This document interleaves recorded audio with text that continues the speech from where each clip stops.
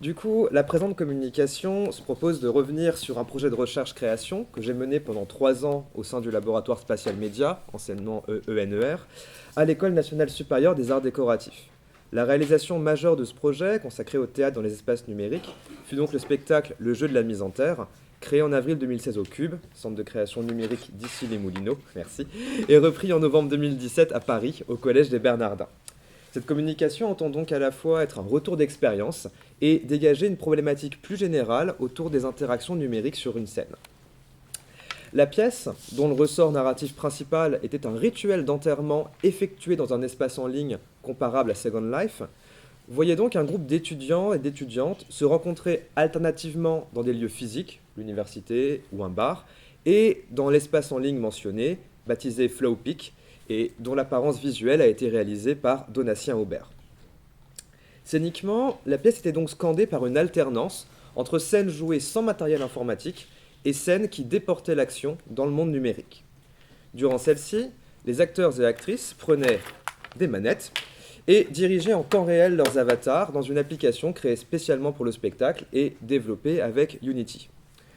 D'autres types d'interactions avec le numérique avaient ponctuellement lieu: direction d'avatar par capture de mouvement, traitement de texte, jeux vidéo de course. Le thème de la pièce, la mort et le numérique, ne sera cependant pas l'objet de cette communication, car je souhaiterais me concentrer sur les enjeux dramaturgiques et esthétiques soulevés par ce projet et par d'autres travaux qui m'ont servi d'inspiration, ou que j'ai rencontrés par la suite. Alors, ces interactions numériques, il y a deux possibilités pour les représenter. Ou bien les imiter par le jeu, par exemple en tapotant sur un portable éteint pendant qu'un écran diffuse une vidéo de ce qui est censé se passer à l'écran, ou bien effectuer véritablement les interactions perçues par le public et faire de cette effectuation la base du jeu théâtral. Ce second cas de figure, c'est ce que je nomme précisément le jeu numérique, alors que le premier cas est un jeu avec des éléments numériques imitant une interaction avec ces éléments. Pour le dire autrement, il y a jeu numérique lorsque l'interaction effectuée par l'acteur ou l'actrice est identique à l'interaction perçue par le public. On peut néanmoins se poser la question de la pertinence de cette distinction. Le principe du théâtre n'est-il justement pas que, par imitation, on perçoive un meurtre, là où il n'y a en fait qu'un coup de couteau émoussé dans le vide? Pourquoi alors distinguer ces deux modalités du rapport au numérique? Parce que cette distinction entre jeu numérique et jeu imitant le numérique est capitale du point de vue de la réception pour comprendre et pour apprécier la théâtralité d'un spectacle. Le concept de théâtralité est particulièrement riche et ardu à définir dans la mesure où il s'intéresse à la manière dont ce qui se passe sur scène est signifiant d'une manière sensible propre au théâtre. Or, ce qui m'intéresse, c'est moins de définir cette manière que de montrer que le numérique est en tension avec l'une des conditions de la théâtralité, qui est la présence sur scène d'une performance risquée. La mise en avant de cet aspect performatif était au cœur de mon projet de mise en scène. Les parties numériques, qui représentaient plus d'un tiers du spectacle, ne devaient pas être vues comme des films, mais être senties comme des performances risquées qui déportaient un maximum l'action hors de la scène physique. Le problème est alors de savoir comment, et s'il est vraiment possible, de faire sentir au public cette qualité d'interaction entre un acteur et une machine. Cette question est d'autant plus délicate que, on va dire, son degré de pertinence et la réponse à lui apporter dépend grandement de la configuration qui unit la scène et des éléments numériques. 3 cas, tous présents dans le jeu de la mise en terre, sont en effet à distinguer. La scène appareillée, la scène augmentée et la scène numérique. La liste de ces cas rappelle de prime abord les 4 catégories dégagées par Clarisse Bardieu dans sa thèse, et qui étaient l'image-scène, la scène-image, la scène augmentée et la téléscène. Je reprends donc le second de ces termes, le troisième, la scène augmentée, mais on verra que je lui donne une extension assez différente. En effet, la classification de Bardieu s'appuyait sur la distinction entre l'existence d'images habitables et d'images qui ne le sont pas. Or, l'interaction n'est pas nécessairement l'habitation, et parce que ma classification prend comme critère la théâtralité de l'interaction, mes besoins théoriques sont différents. Puisqu'en fait, il me faut pouvoir prendre en compte les cas dans lesquels l'écran font partie de la scène sans prétendre s'y substituer, ou bien le cas de l'interprétation avec les robots, par exemple. D'où ces divergences de catégories qui ne sont pas une opposition, puisqu'en fait, nos modèles ne parlent pas exactement de la même chose. Donc, la première de ces configurations, c'est donc la scène appareillée. Il s'agit des cas où un acteur agit avec un dispositif numérique qui ne crée pas un second espace coextensif à la scène, mais dont l'interaction est rendue visible d'une manière ou d'une autre par le spectateur. Si l'interaction avec les robots me semble rentrer dans ce cas de figure, cela est particulièrement exemplifié par ce que René Prédal nomme l'écran loupe, c'est-à-dire lorsque l'écran présente un élément diégétique autrement invisible. C'est ce qui se passe notamment très récemment dans le Contrôle X de Cyril Test, lorsque l'actrice principale dialogue par SMS et que ce dialogue est projeté en arrière-plan, alors que sur scène, elle est avec ton téléphone, comme ça.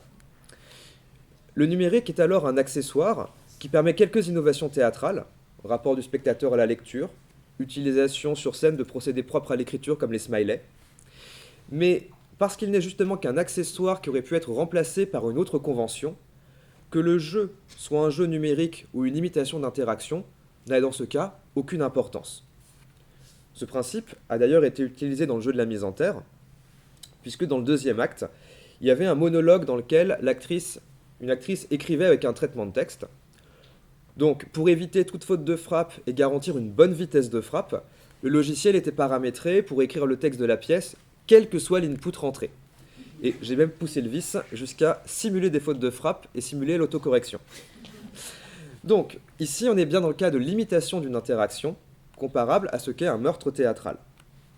Puisque l'enjeu n'était pas de faire sentir une qualité d'interaction, mais de théâtraliser l'usage des nouvelles technologies. J'en arrive donc à la deuxième configuration que j'annonçais, qui est celle de la scène augmentée. Pour reprendre les termes de Clarisse Bardiot, il y a scène augmentée lorsqu'on superpose à l'espace physique un espace numérique qui va lui donner une dimension supplémentaire, visuelle et ou musicale, qui donne une dimension supplémentaire au mouvement effectué sur scène. Cette superposition, selon moi, peut se réaliser de deux manières différentes et complémentaires. En redoublant l'espace physique par un ensemble de capteurs qui permettent une interaction avec des éléments numériques, ou bien en utilisant les éléments numériques comme un décor mouvant avec lequel l'acteur ou le danseur doit se synchroniser. Or, ce faisant, en prenant ces deux critères, je réunis ce qui était séparé par Clarisse Bardiot, puisque ces deux cas que je viens d'énoncer correspondent pour elle respectivement à ce qu'elle nomme scène augmentée et scène image. La séparation de Bardiot est plus rigoureuse sur le plan technologique, mais elle est une séparation du point de vue de la création. Or, du point de vue de la réception, donc pour le public, cette séparation n'est pas toujours effective. Soit que la pièce hybride ces deux modalités d'interaction avec le numérique, soit que la mise en scène échoue à faire sentir ce qui est pourtant la racine de son spectacle. Cette première situation est bien illustrée par les spectacles, ou donc avec une hybridation de ces rapports au numérique, est bien illustrée par les spectacles d'Adrien M et Claire B, comme Akanaï par exemple, dans lequel on alterne des moments où le corps de la danseuse suit un défilement numérique sur lequel elle n'a pas de contrôle, avec ceux où, par ses mouvements dans un espace balisé par des capteurs, ces mouvements deviennent moteurs d'une interaction enregistrée par la machine. Mais néanmoins, dans Akanaï en tout cas, la cohérence des enchaînements et l'esthétique globale du spectacle font qu'ici, la distinction entre interaction et imitation d'interaction, si elle existe sur le plan, on va dire, ontologique, n'a pas trop d'importance pour la perception du public. Mais du coup, il faut aussi s'intéresser aux spectacles qui ratent. Et il me faut pour cela vous parler de ma réaction face à The Measures Taken d'Alexander Whiteley, je ne sais pas, lors de sa représentation à la Maison des Arts et de la Culture de Créteil en 2014, c'était pendant le festival Exit. Donc, dans un des moments de ce spectacle chorégraphique, les danseurs dansent, alors qu'en fond de scène, il y a une ligne lumineuse qui épouse assez grossièrement la forme générale de leur groupe. Vous imaginez qu'au-dessus de moi, j'ai une espèce de demi-cercle comme ça qui se ferme autour de moi et qui me suivrait plus ou moins. Le problème, c'est que cet aspect était assez grossier, et tellement grossier qu'il m'a fait sortir du spectacle pour la raison suivante. Je me suis rendu compte que si cette ligne n'était pas le résultat d'une interaction, mais un film, le résultat scénique aurait été le même. C'est-à-dire que, dit autrement, il y avait une interaction, mais je n'y croyais pas. Tout pourtant semblait me ramener vers le fait qu'il y avait une interaction. La note d'intention dans le programme me disait bien qu'il y avait une interaction, et surtout, je voyais les lumières en fond de scène des Kinect, qui témoignaient bien du fait que les mouvements des danseurs étaient captés par cet espace numérique. Mais il n'y avait aucun effet esthétique qui venait m'en assurer. Or, ce n'est pas la même chose que de voir un corps faire bouger à sa guise des éléments numériques et de voir un corps se soumettre au rythme d'une machine, notamment parce que le risque propre à ces jeux n'est pas le même. Hésiter entre les deux revient donc à ne pas savoir ce que l'on regarde et traduit un problème de lisibilité du jeu qui n'est peut-être pas absolument solvable par la mise en scène. Il y a quelque chose qui se perd dans l'interstice entre numérique et physique et que la conclusion essaiera de préciser. En tout cas, en parlant ici d'effets esthétiques, j'emprunte le vocabulaire de Baptiste Morisot et d'Estelle Jong-Mengual, qui ont récemment théorisé, à propos de l'art contemporain, l'idée d'indisponibilité des œuvres. Alors, l'importation rigoureuse de ce concept demanderait un peu plus de temps et d'attention, mais il me semble que la lumière des Kinect et le dépliant du théâtre fonctionnaient comme les cartels d'art contemporain devant une œuvre absconse. Ils nous expliquent ce qu'on devrait voir, mais ils restent impuissants à faire advenir sensiblement le sens de l'œuvre. Et c'est cette expérience-là que Morisot et Jong-Mengual pensaient. Et celle-ci, cette œuvre, est donc dite indisponible, au sens où le spectateur ne peut se l'approprier sans que la faute n'échoue au spectateur. Il y aurait quelque chose dans l'œuvre qui résiste à ça. On comprend alors que dans cette configuration, la question de l'imitation ou non de l'interaction devient cruciale, puisque le cœur du spectacle, c'est justement de faire sentir cette qualité d'interaction. Mais vous avez remarqué que j'ai fait ce détour par la danse, qui indique peut-être qu'il y a une question qui est commune aux arts de la scène et peut-être non exclusive à la théâtralité. Quoi qu'il en soit, cet usage du numérique était aussi présent dans le jeu de la mise en terre, au travers du personnage de Cléos, qui était dirigé par Kinect. Le choix de ce mode de fonctionnement s'expliquait de la sorte. Cléos n'est pas un homme, mais un dieu, et devait avoir un schème de contrôle différent des simples mortels qui dirigeaient leurs avatars avec la manette. Oui, c'était un dieu qui avait un avatar aussi, tout est normal. Et en plus de cette nécessité diégétique, il y avait aussi un autre enjeu de mise en scène, c'est que, puisque donc, comme on était par Kinect, on était par imitation, enfin, l'avatar suivait les mouvements physiques, et donc par cette correspondance entre mouvement physique et mouvement numérique, Cléos était censé être une sorte de témoin, une preuve que ce qui était projeté à l'écran n'était pas un film, mais bien une performance en temps réel. Puisqu'il y avait des scènes où il partageait l'espace avec les acteurs qui avaient des manettes. Alors, la troisième configuration, c'est celle de la scène numérique. C'est elle qui choisit de déporter l'action un maximum dans un espace numérique, en faisant de celui-ci la destination des gestes des acteurs et le lieu principal du spectacle. Cet espace numérique peut alors être compris comme une deuxième scène qui se distingue de la scène physique, c'est le cas du jeu de la mise en terre, ou bien comme le seul espace scénique disponible, comme, tu viens un peu de l'évoquer, les pratiques théâtrales amatrices sur Second Life dans OpenSim, ou par exemple, notamment je pense ici à l'expérimentation du néerlandais qui s'appelle Bas Haas, qui est quelque chose de très très intéressant. Alors, cette situation, effectivement, diffère des deux autres, donc cette configuration donc de la scène appareillée et de la scène augmentée, elle en diffère dans la mesure où le spectacle réside moins dans l'interaction entre des gestes physiques et des éléments numériques que dans les éléments numériques seuls. Et ici, les gestes physiques ne sont plus que les moyens qui font exister le spectacle, qui attestent de la dimension de performance et de théâtralité, mais qui sont en même temps à la marge du spectacle. Et c'était particulièrement vrai pour le jeu à la manette. Donc, je ne peux pas vous montrer malheureusement, mais on pourra voir. En fait, ce qui se passait, c'est que donc, les acteurs, et moi-même à un moment, on prenait ça. Et en fait, à chaque bouton ici, vous aviez un mouvement qui était associé. Et on avait en fait 12 mouvements, parce qu'on a 4 boutons. Vous pouvez appuyer en maintenant une gâchette ici, ou en maintenant une gâchette là. Ce qui fait qu'on avait 12 mouvements différents. Ces mouvements, du coup, on pouvait aussi les stopper, les accélérer, les ralentir ou les rembobiner.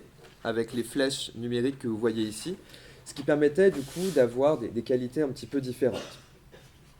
Donc sachant que pour ces mouvements, en fait, ces mouvements, on les avait préenregistrés et on les avait conçus comme un espèce de grammaire gestuelle où chaque mouvement avait un sens, où chaque mouvement avait un sens. Et à ces mouvements, il y avait aussi du son qui était associé, dans la mesure où j'avais travaillé avec un compositeur là, qui est à l'IRCAM en ce moment, il s'appelle Antonio Toules, pour travailler sur un peu de musique électroacoustique. Et en fait, donc les acteurs bougeaient leurs avatars comme ça, et il y avait une régie sur scène, où en fait il y avait un petit peu de mise en scène en direct qui était faite, dans la mesure où le metteur en scène, c'est-à-dire moi dans le premier spectacle et mon assistant après, parce que j'ai dû remplacer un rôle, on dirigeait la caméra dans le monde numérique, du coup il y avait un peu de mise en scène en direct, et surtout on faisait défiler le texte. C'est-à-dire que les acteurs n'avaient pas de contrôle sur le texte, eux ils avaient juste le contrôle sur les mouvements des avatars, et le texte du spectacle, qui était lu du coup, était en fait dirigé par un clic de souris du metteur en scène, on passait à la réplique suivante.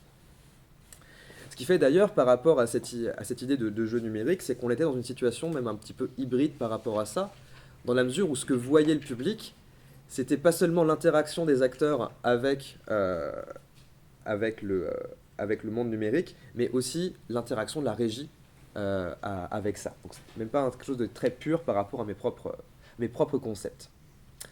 Bon, ce dispositif était particulièrement lourd, et il est clair que je me serais épargné bien des complications si j'avais choisi de diffuser un film et fait semblant d'imiter l'interaction en demandant aux acteurs et actrices de jouer sur une manette non branchée.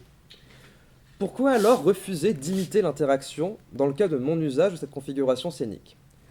Parce que dans ce cas, si mes acteurs et actrices avaient juste fait ça sur des manettes non branchées, ils n'auraient pas seulement simulé un mouvement. Ils auraient simulé une prise de risque qui n'existe pas. Bref, ils auraient simulé une condition même de la théâtralité. Entendons-nous bien. Le théâtre peut interroger la théâtralité. Il peut sans doute aussi tenter de la nier. Mais il y aurait, dans cette configuration scénique, quelque chose de ridicule, voire de malhonnête, à singer le risque qui fait tout le prix de la performance et ainsi à entretenir un simulacre de théâtralité. Mais du coup, cette lourdeur du dispositif, les risques de crash et les risques du jeu valent-ils la peine d'être courus? Le jeu numérique en vaut-il la chandelle? Du point de vue des acteurs et actrices, indiscutablement, oui. C'était quelque chose qui était très intéressant pour eux à travailler, qui renouvelait un peu leur approche du jeu. Mais du point de vue du public, il n'en vaut la peine que si le spectacle en sort grandi, c'est-à-dire si la perception du risque par le spectateur amène une expérience esthétique plus complète. Mais ce risque a-t-il seulement été perçu? Assez diversement. Pour certaines personnes, l'interaction était claire. Pour d'autres, il s'agissait d'un film, et ils pensaient que les acteurs essayaient, plus ou moins adroitement, de faire croire qu'ils jouaient. Échec total. Donc, mes choix de mise en scène, ils sont probablement pour quelque chose. Je l'accepte entièrement. Mais il y a aussi, plus essentiellement, un paradoxe du théâtre numérique qui fait de l'interaction le cœur de son spectacle. Puisqu'il tente, au fond, de créer de la théâtralité avec un outil qui s'y prête mal. J'ai déjà indiqué que quelque chose se perd dans l'interaction avec le numérique. Il s'agit d'un déficit de coprésence. Si le risque fait le prix de la représentation, c'est parce que nous partageons le même espace et le même temps que les acteurs et actrices au plateau. Et nous sommes assurés de ça par la vision et par la propagation du son. Or, la continuité de l'espace-temps physique et de l'espace-temps numérique n'existe que par l'interaction, donc n'existe qu'à travers le corps de l'acteur et pour l'acteur ou l'actrice lui-même. C'est-à-dire, non plus seulement par des sens qui perçoivent à distance, mais en plus par ces sens plus intimes que sont le toucher et le mouvement, et auxquels du coup le public n'a accès que de manière très indirecte en fait. Et donc, le numérique amène donc un recentrement autour du corps de l'acteur, et parce qu'il est le point de passage entre numérique et physique. Et ceci avait déjà été remarqué par Julia Groth-Gasquet, qui notait toute la fécondité esthétique de cette théâtralité de l'acteur augmenté, puisqu'elle permettait une intimité, une révélation dans l'intériorisation et un jeu dans la retenue. Fin de citation. Mais cette indéniable fécondité est contrebalancée par un péril, celui de l'absence d'effets esthétiques proprement théâtraux rendant ainsi les œuvres indisponibles, pour reprendre les termes de Baptiste Morisot et d'Estelle Jong-Megual. Ce péril n'est, je l'espère, pas une fatalité, et il s'agit donc de trouver les interactions, les histoires, les mises en scène qui, au sein d'une scène augmentée ou numérique, permettent à ces effets esthétiques d'advenir lorsqu'on veut faire sentir la qualité d'interaction. Je vous remercie de votre attention.